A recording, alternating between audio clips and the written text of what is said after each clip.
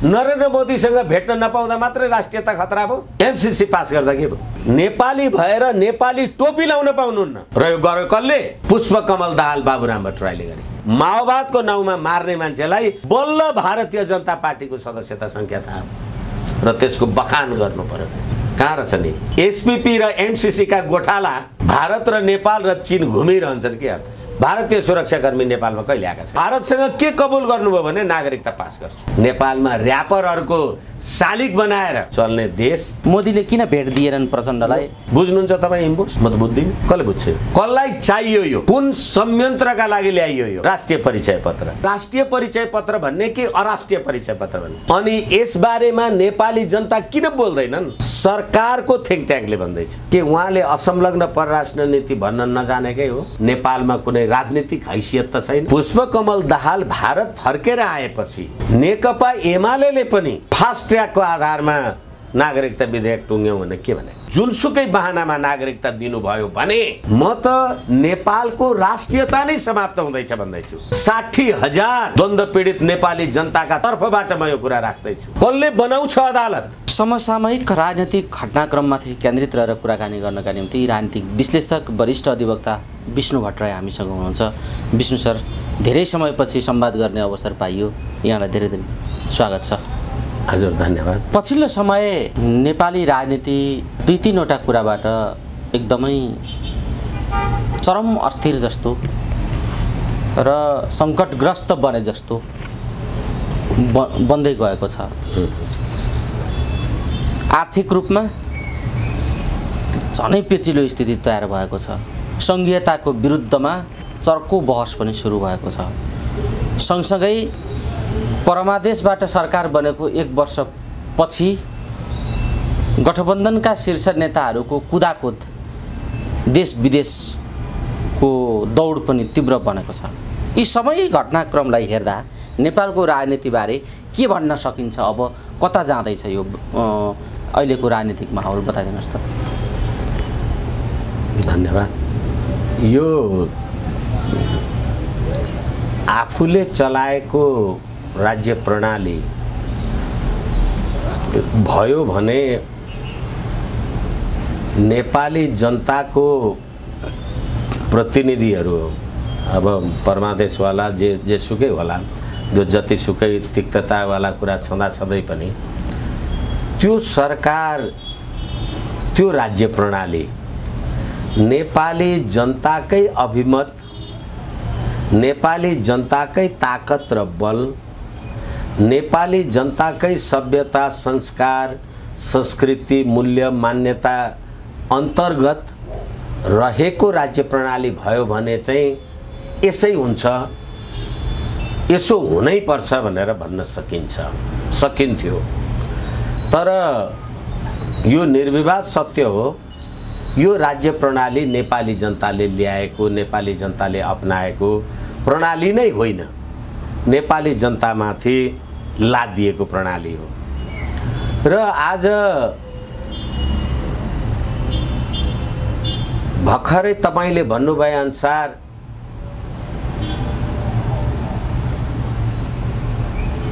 प्रतिनिधि सभामा नागरिकता विधेयक लगायत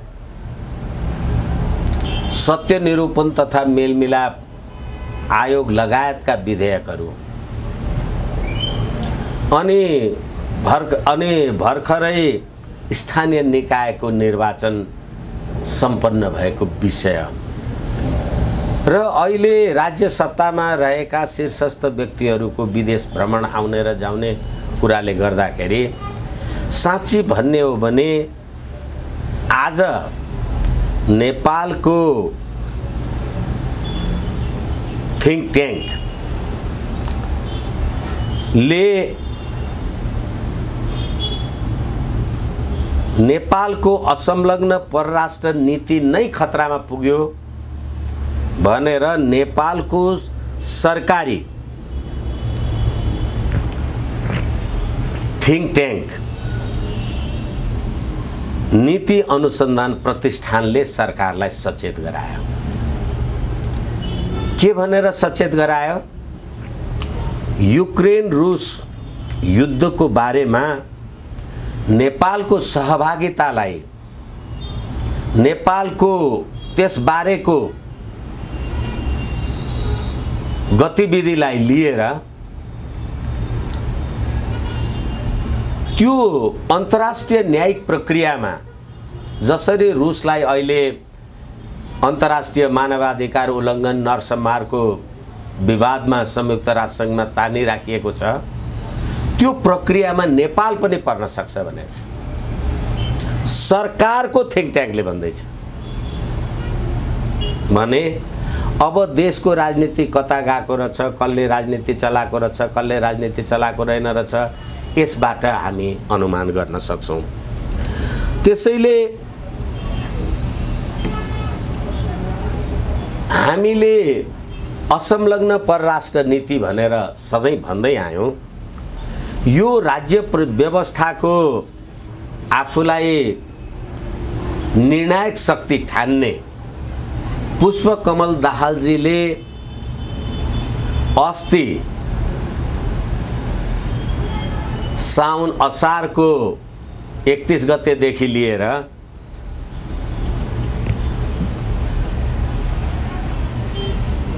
असारको 31 गतेदेखि लिएर 3 दिने नेपालको भारतको भ्रमण गर्दा उहाँले के भन्नुभयो भने नेपालको परराष्ट्र नीति भनेको यो ब्यालेन्स डिप्लोमेसी हो।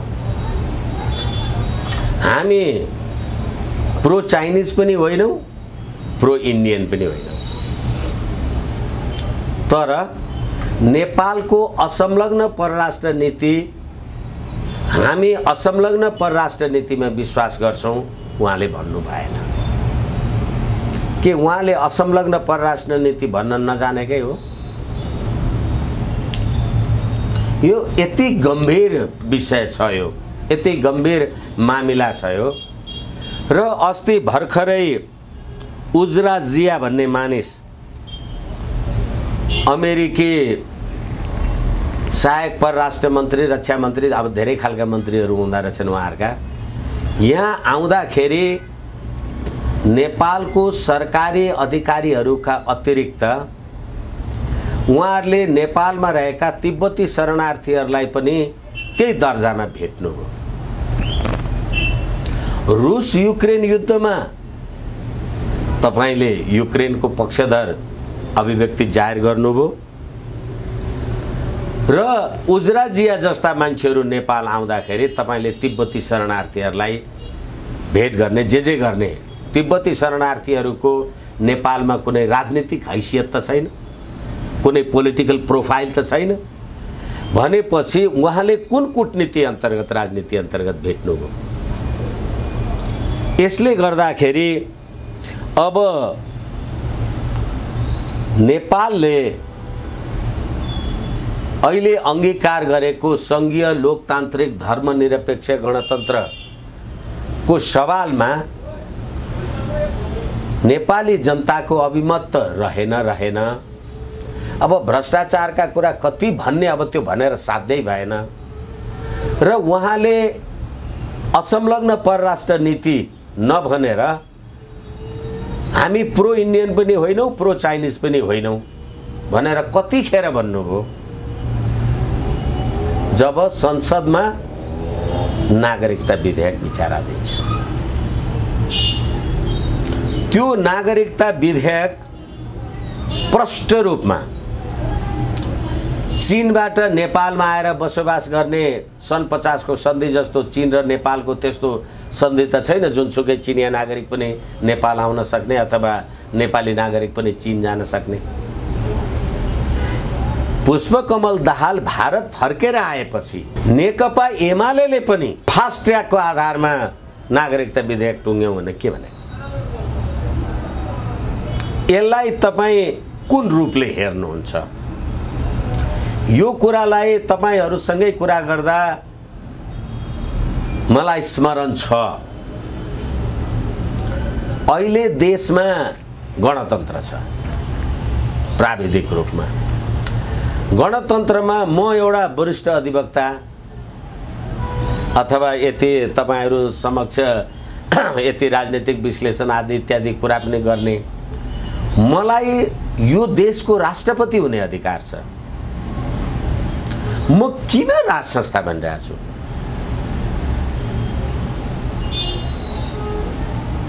यदि अहिले तपाईले 1,30,00,00,000 जनसङ्ख्या भएको भारतवासीको तर्फमा, जहाँसँग 1950 को सन्धिको प्रश्न छ, जहाँ भिसा र पासपोर्ट चाहिँदैन, त्यहाँबाट आएका व्यक्तित्वलाई जुनसुकै बहानामा नागरिकता दिनुभयो भने यो देशको राष्ट्रपति को निर्वाचनमा विजय हुने उसको अधिकार हुन्छ कि हुँदैन? एकछिनलाई मान्नुस्, भोलि म नै भारतीय नागरिक भएँ रे, म भारतीय नागरिक भएँ भने म त भारतको राष्ट्रपतिको चुनाव लड्न त पाउँछु। तर अब यदि त्यस्तो अवस्थामा भोलि यो नागरिकता प्रकरणले गर्दा देशको फिजीकरण गर्ने कुरा भयो भने देशको राष्ट्रिय अस्मिता त बाँकी रहन्छ। हामीले, मलाई जहाँसम्म लाग्छ, 63 सालको संविधान सभामा पुष्पकमल दाहालजी र रामचन्द्र पौडेलजी प्रधानमन्त्रीको लागि दौडिनुभयो। 16 पटकसम्म मतदान हुँदाखेरि कसैले पनि प्रधानमन्त्रीको लागि पुग्ने मत प्राप्त गर्नु भएन।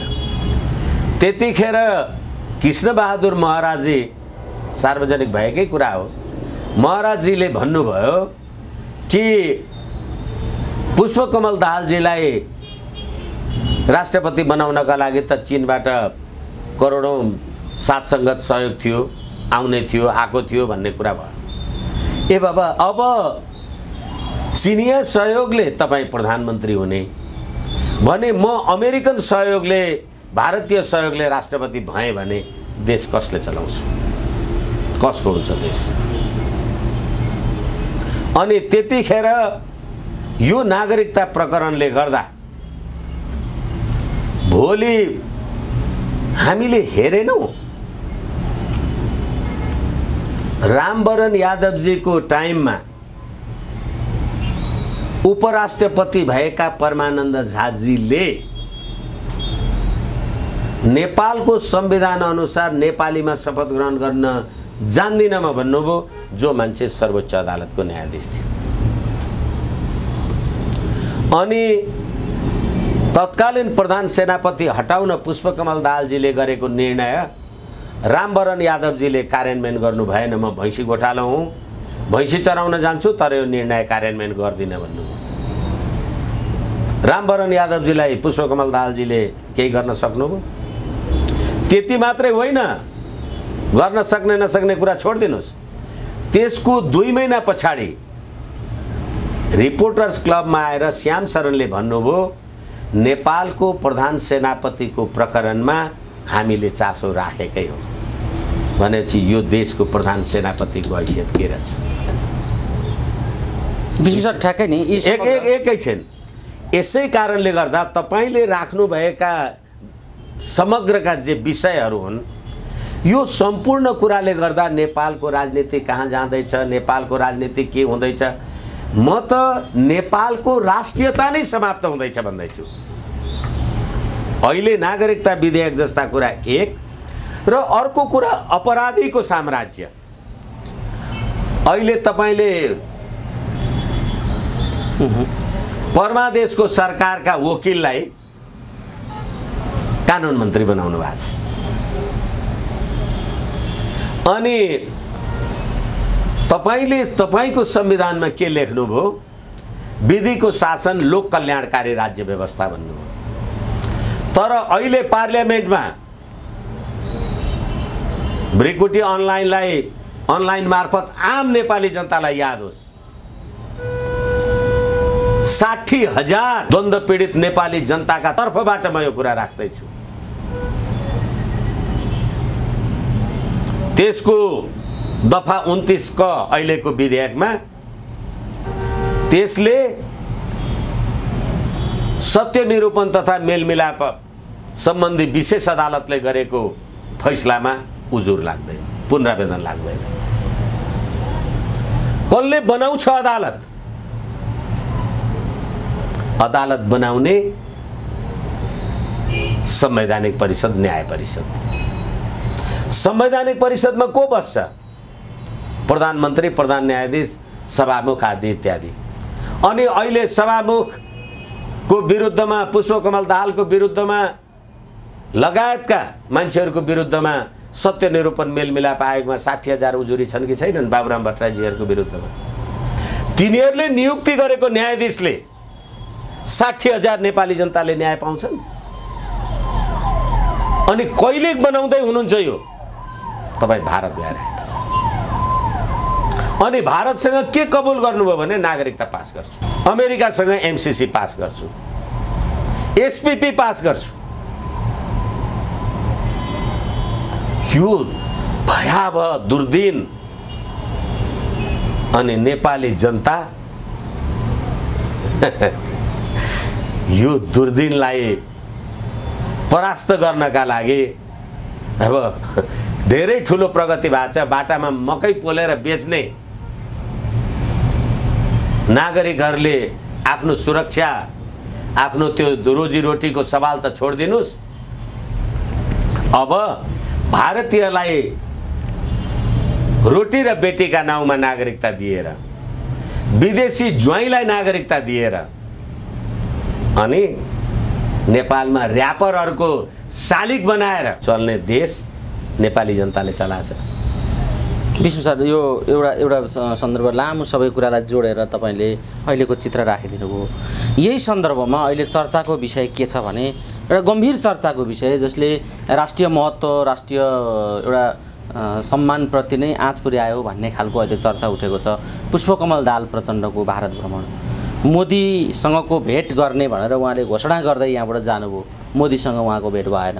त्यस पछाडि एउटा खालको यो चाहिँ नेपालको सम्मानप्रति नै, नेपाली जनताको सम्मानप्रति नै एउटा प्रश्न आयो भनेर धेरै खालको आलोचना भइरहेको छ। यो प्रचण्डको भारत भ्रमणले यसले उत्पन्न गरेका अवस्थाहरूलाई तपाईँले कसरी हेर्नु भएको छ? मोदीले किन भेट दिएनन् प्रचण्डलाई? प्रचण्डको यो भ्रमण कस्तो रह्यो? मलाई आम सञ्चारप्रति नै आक्रोश छ यो प्रश्नको लागि। प्रचण्डजीले नरेन्द्र मोदीलाई भेट्ने नभेट्ने कुरा आफ्नो ठाउँमा फेरि हामी कुरा गरौँला, अथवा मेरो आफ्नो जे दृष्टिकोणमा निवेदन गरौँला। तर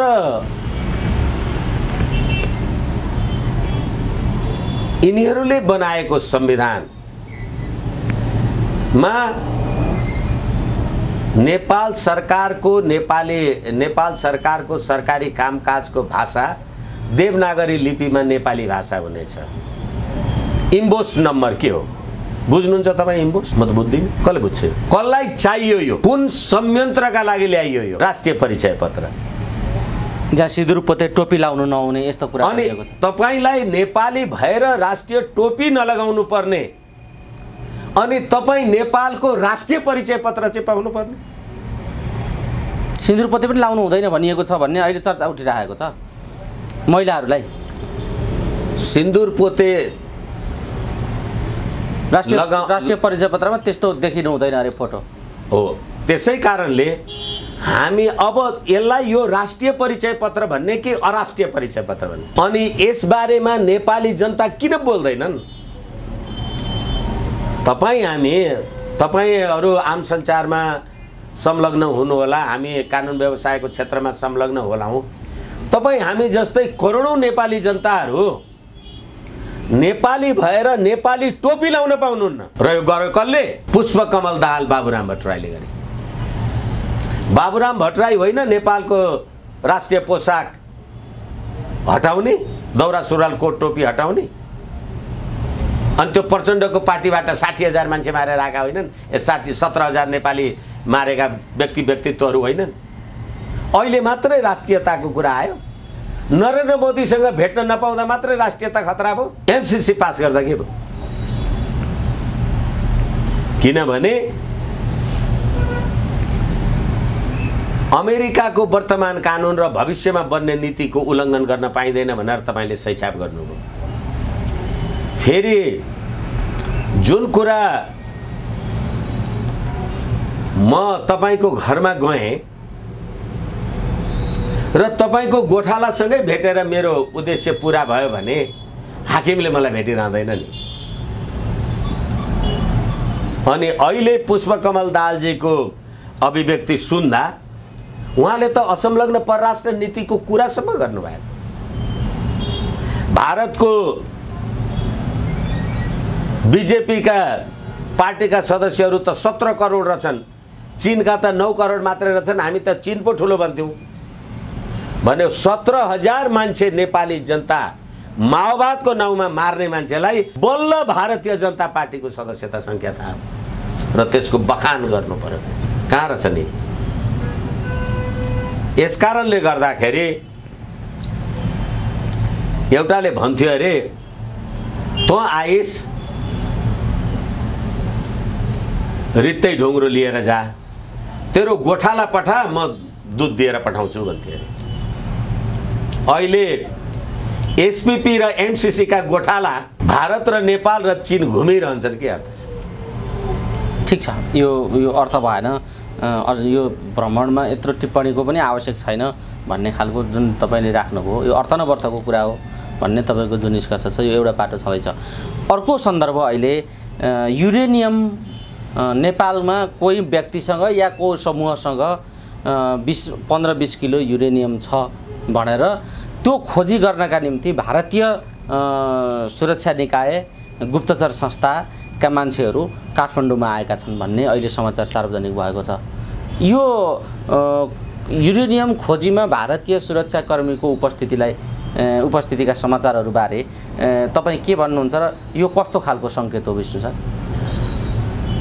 यो वास्तवमा हाम्रो अघि मैले रामवरण यादवजीको विषयलाई लिएर तपाईलाई भने, नेपालको प्रधान सेनापति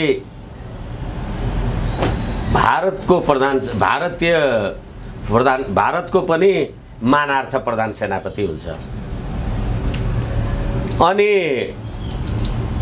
हामीले अब एसपीपी वाला कुराहरू धेरैचोटि गरिसक्यौँ, एमसीसी वाला कुरा गरिसक्यौँ, नदोहोर्याइ राखौँ। सामन्त गोयल वाला कुरा पनि हामीले धेरैचोटि गऱ्यौँ, केपी ओलीसँग रातारात आयो। यो सबै परिदृश्यमा हेर्दा नेपालमा रहेको साधन स्रोत, शक्ति, सम्पत्ति, ती सम्पूर्ण कुरामा नेपालीले आफ्नो हित रक्षा गर्न सकेको कहिले छ र? त्यसैले गर्दा अहिले पनि हुन सक्छ भारतीय सुरक्षाकर्मी आए। भारतीय सुरक्षाकर्मी नेपालमा कहिले आएका छैन। तर यो युरेनियमको सन्दर्भमा नयाँ खालको पहिलो हस्तक्षेप नै यो भयो जस्तो पनि देखिन्छ। यो खाली खोजीको विषय मात्रै नभएर यो हस्तक्षेपपूर्ण कुरा हो कि भन्नेतिर पनि अहिले सोच्नुपर्ने स्थिति होइन। तपाईले मासु खानु भयो भने, मासु खानुहुन्छ तपाईँ भने, मान्छेले दशमीमा त्यो बोको बाख्रो के कोनी के गर्छ, अनि त्यसलाई खोले जाउलो के खुवाउँछ ओर्छ, अनि पछि अनि काट्छ, अनि छिल्छ, अनि टुक्र्याउँछ, अनि टुक्रा टुक्रा पारेर मासु खान्छ नि। भनेपछि मासु खाने मान्छेले बाख्रै समातेर टोक्दैन। यसै कारणले गर्दा तपाईलाई मैले समाप्त गर्नु छ भने तपाईको राष्ट्र, राष्ट्रियता, तपाईको साम्प्रदायिकता, तपाईको जातीय सद्भाव, तपाईका मूल्य, मान्यता, संस्कृति सम्पूर्ण एक एक गर्दै समाप्त गर्यो भने, जस्तो एकछिनलाई भन्नुस् न, एउटा कुनै मान्छेलाई मार्नु पर्यो भने एउटा कुनै मान्छेले मान्छेलाई मार्यो, अनि अदालतमा मुद्दा चल्यो। मुद्दा चलेपछि तिमीले फल्ना मान्छेलाई किन मार्यौ भने, अनि उसले त्यो अभियुक्तले भन्छ होइन श्रीमान मैले उसलाई मारेको होइन, त गर्दन छिराइदिएको, ऊ आफै मर्यो भने जस्तो यो गर्दन छिराउने काम आज हात भाँच, भोलि खुट्टा भाँच, कोनी के भाँच गर्दा गर्दै अहिले यो अनन्त हस्तक्षेपको श्रृङ्खला गर्दा गर्दै अहिले युरेनियमसम्म आइपुग्या हुनुपर्छ। विष्णु सर, हामी कुराकानीको अन्तिम चरणमा छौँ। अहिले पछिल्लो समय नेपालका प्रधान सेनापति अस्ट्रेलिया भ्रमणमा जाने भन्ने कुरा पनि चर्चाको विषय छ र मन्त्री परिषदले त्यो अनुमतिका लागि स्वीकृति दिइसकेको निर्णय गरिसकेको पनि छ। तर यो भ्रमण इन्डो पेसिफिक रणनीति अन्तर्गत त्यसको अङ्ग बनेका राष्ट्रहरूका सेनापतिहरूको भ्रमण, सेनापतिहरूको सम्मेलन हो। त्यसमा भाग लिन सेनापति जाँदै हुनुहुन्छ भन्ने अहिले त्यस्तो खालको बाहिर चर्चा उठेको छ। यो विषयमा के भन्नुहुन्छ? सेनापतिको भ्रमणबारे के भन्नुहुन्छ? र यही बिचमा फेरि भारतीय सेनाका सेनाध्यक्ष पनि नेपाल भ्रमण गर्ने भन्ने कुरा पनि आइराखेको छ।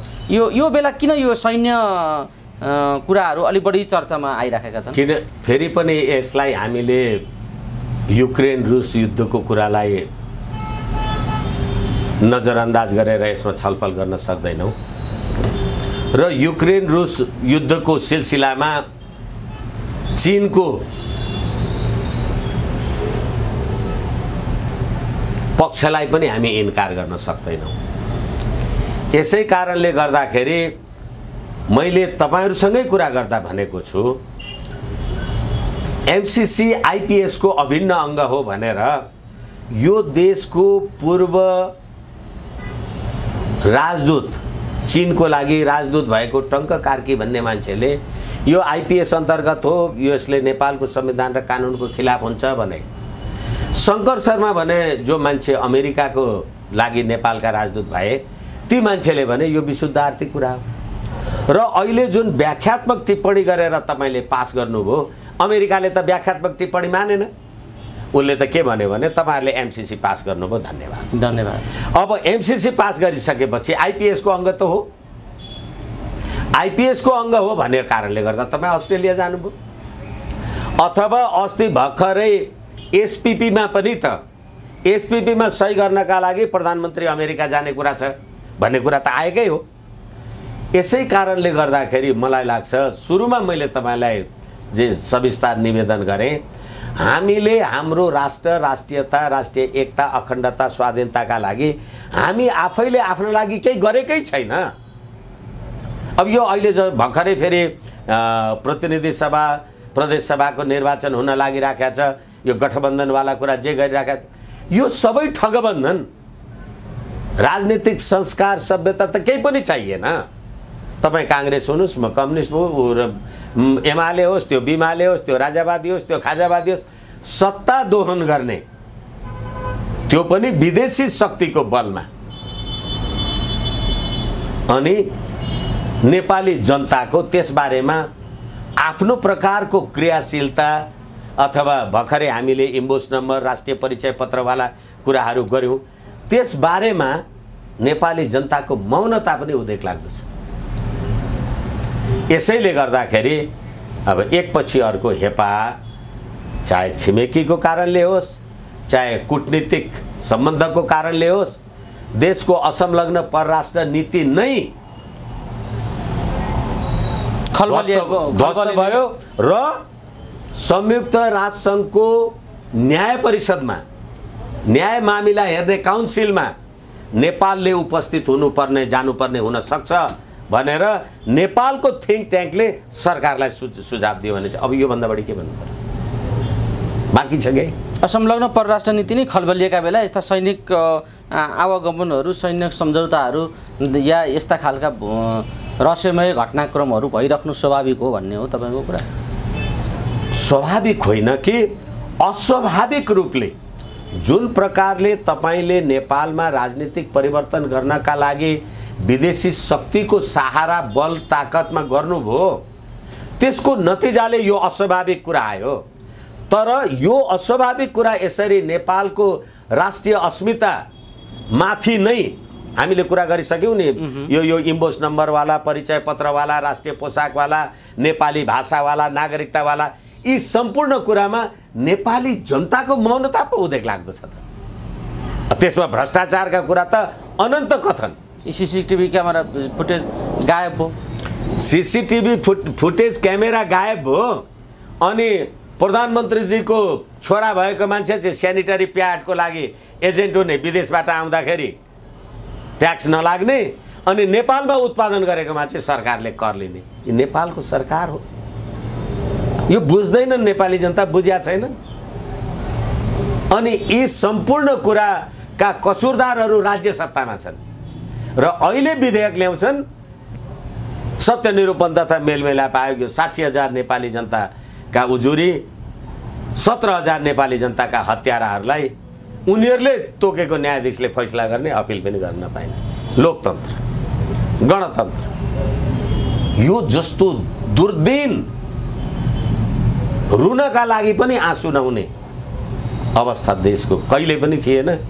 मलाई लाग्छ हामी कतिन्जेल नेपाली हुने हो ठेगान छैन। हामी कुराकानीको अन्तिम चरणमा छौँ। जाँदा जाँदै यस्तो खालको जुन सङ्कट पैदा भएको छ यसको निरूपण गर्ने विधि या यसको विकल्प के छ विष्णु सर? जनतालाई, आम दर्शक श्रोतालाई के भन्न चाहनुहुन्छ? होइन, मैले त सधैँ भन्ने गरेको छु, जबसम्म प्रणालीको परिवर्तन हुँदैन पात्रलाई दोष देखाएर पुग्दैन, चल्दैन। यसै कारणले गर्दा नेपाली जनताले साँच्ची भन्ने हो भने धर्मनिरपेक्ष भनेको, सङ्घीयता भनेको, गणतन्त्र भनेको नेपाली जनताले कति बुझ्या होला? धर्मनिरपेक्ष भने कति बुझ्या होला? नेपाललाई मन्दिरै मन्दिरको देश हो भनेर जुन देशमा भनिन्छ, अस्ति भर्खरै म युरोप घुमेर आएँ। स्विडेनको लुन्ड भन्ने ठाउँमा एउटा राम्रो सहर, त्यहाँ जाँदाखेरि मेरो श्रीमतीले टीका लगाएको देखेर उसलाई हिन्दू भने। त्यो पहिचान रहेछ नि। राष्ट्रिय परिचय पत्र त टीका सिन्दुर पो रहेछ त, त्यो निकाले त भने त होइन रहेछ नि। मलाई टोपी लगाएको देखेर भने, अनि त्यही निकालेर तपाईँ राष्ट्रिय परिचय पत्र बनाउनुहुन्छ, इम्बोस बनाउनुहुन्छ, अनि राष्ट्रको शान र मानको लागि तपाईँ पश्चिममा, पूर्वमा टिस्टा किल्ला काङ्गडा, पश्चिममा किल्ला काङ्गडा, पूर्वमा टिस्टा पुगेथ्यौँ भनेको नेपाललाई तपाईँ मेची महाकालीमा ल्याएर सौर्याउनुहुन्छ, राष्ट्रिय पोसाक डढाउनुहुन्छ। त्यो देशको लागि अब नेपाली जनता यसको परिवर्तनका लागि उठ्नु नै विकल्प हो। यो पात्रलाई गाली गर्नुको के अर्थ? शेरबहादुरलाई गाली गरेर के गर्नुहुन्छ? भोट त्यसैलाई हाल्नुहुन्छ। प्रचण्डलाई गाली गरेर के गर्नुहुन्छ? भोट त्यसैलाई हाल्नुहुन्छ। यसकारणले गर्दा जनताको यो प्रणालीप्रतिको वितृष्णाको लागि जनता सडकमा आउनुको विकल्प छैन। हवस्, समय दिनुभयो। यो समय र संवादका लागि यहाँलाई धेरै धेरै धन्यवाद। हवस्, धन्यवाद।